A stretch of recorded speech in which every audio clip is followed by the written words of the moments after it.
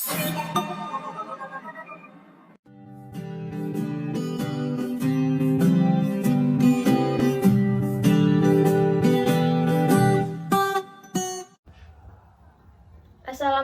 warahmatullahi wabarakatuh. Salam sejahtera bagi kita semua. Perkenalkan, saya Nadia Ulfa dengan NIM 19051006 dan rekan saya Rahmayanti dengan NIM 19051008. Terima kasih kami ucapkan kepada Ibu Dr. Malahayati, SH LLM, sebagai dosen pengampu mata kuliah Hukum Laut Internasional.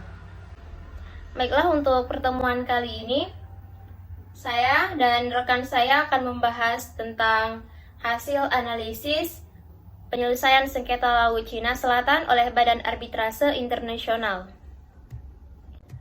Langsung saja kita masuk ke dalam pemaparan materi, yaitu ada latar belakang sengketa Cina dan Filipina terhadap kepemilikan Laut Cina Selatan sudah berlangsung lama.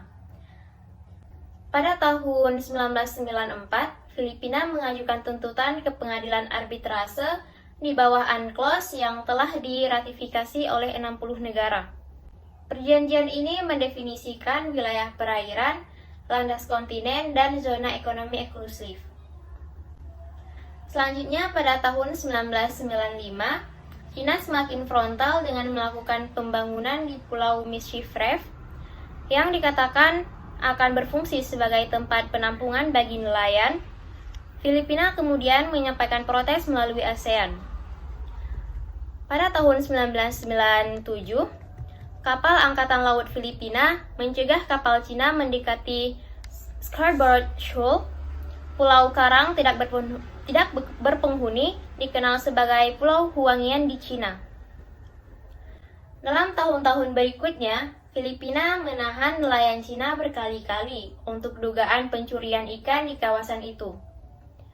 Untuk mematenkan Laut Cina Selatan sebagai teritorialnya, pada tahun 2009, Cina mengajukan peta 9 atau 9 dash line, garis putus-putusnya kepada PBB.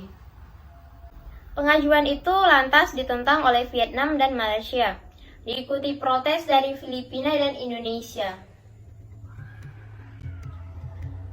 Sengketa antara Filipina dan Cina atas klaim kepemilikan yang bertentangan terhadap Kepulauan Spratly meningkat pada tahun 2011. Filipina menyebut karang Scarborough sebagai Betting Penetrate, Bajo de Masinloc atau Scarborough.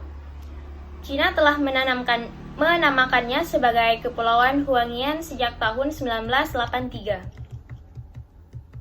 Karena akibat tindakan Cina tersebut, Filipina meminta bantuan keamanan dari Amerika Serikat.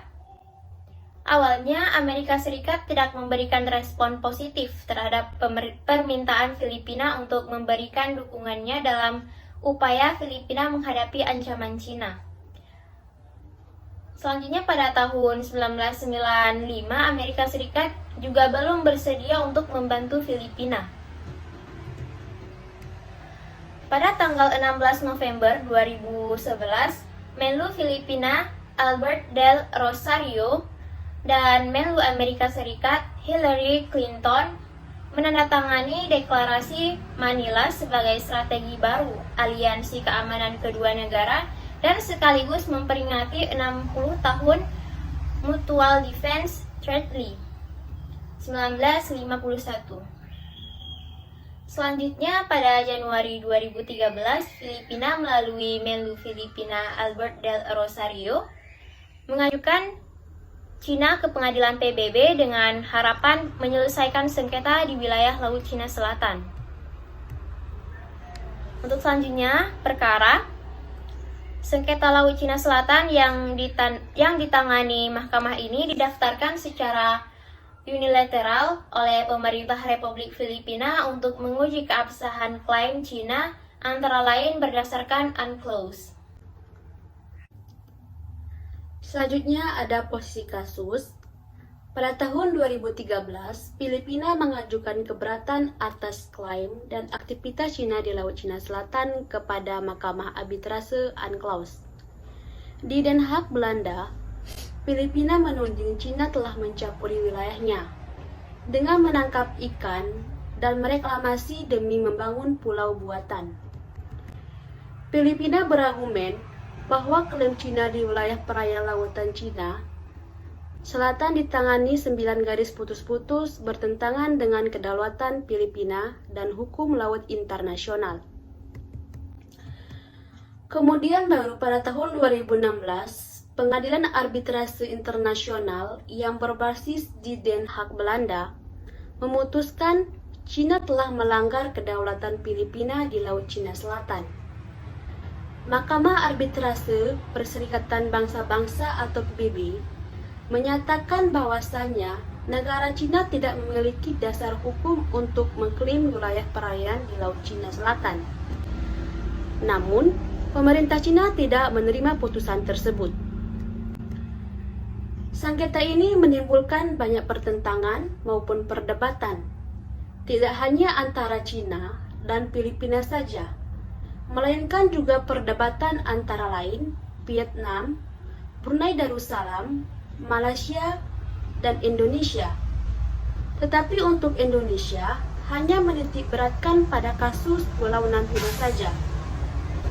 Selain itu, sebagai contoh perebutan wilayah Laut Cina Selatan, selain Filipina dan Cina, yaitu pada akhir pekan 12 September 2019, ketegangan ini dirasakan Malaysia ketika kapal Amerika Syarikat mendekati pulau yang diklaim oleh Cina tersebut. Sehingga Cina menganggap aksi itu sebagai tantangan. Amerika Serikat menganggap bahwa wilayah tersebut merupakan berada di perairannya, yang digunakan untuk latihan bebas untuk bernavigasi. Sehingga Malaysia pun yang berdekatan pun juga terus mendorong non-militerisasi untuk bersikap menghadapi ketentangan konflik di Laut Cina Selatan tersebut. Kedudukan hukum sesuai dengan keberatan yang diajukan oleh Filipina, Mahkamah Arbitrase menyatakan tidak ada bukti sejarah bahwa Cina menguasai dan mengendalikan sumber daya secara eksklusif di Laut Cina Selatan. Disebut pula bahwa Cina telah menyebabkan kerusakan parah pada lingkungan terumbu karang dan membangun pulau-pulau buatan. Cina mengklaim hampir seluruh wilayah Laut Cina Selatan, termasuk karang dan pulau. Sehingga keluarlah putusan hakim yang pertama, reklamasi pulau yang dilakukan Cina di perairan ini tidak memberikan hak apapun kepada pemerintah Cina. Yang kedua, Cina telah melakukan pelanggaran atas hak-hak kedaulatan Filipina dan menegaskan bahwa Cina telah membuat kerusakan lingkungan akibat membangun pulau-pulau buatan. Dari uraian di atas dapat kita tarik kesimpulan, gugatan yang dikirim Filipina ke Mahkamah Arbitrase Internasional dapat disimpulkan wilayah yang menjadi objek sengketa antara Cina dan Filipina, yaitu Filipina menggugat aktivitas Cina yang dilakukan di fitur-fitur laut tersebut, yang telah melanggar kedaulatan dan mengganggu hak memancing tradisional nelayan Filipina. Selain itu, Cina juga digugat telah lepas tanggung jawab untuk melaksanakan isi kompetensi hukum laut untuk menjaga kelestarian wilayah laut, serta memperparah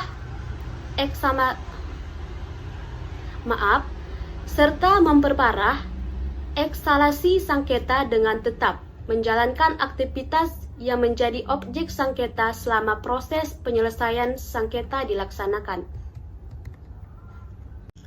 Mungkin cukup sekian pemaparan materi hasil analisis penyelesaian sengketa Laut Cina Selatan oleh Badan Arbitrase Internasional dari kelompok 2. Kami pamit undur diri. Wassalamualaikum warahmatullahi wabarakatuh.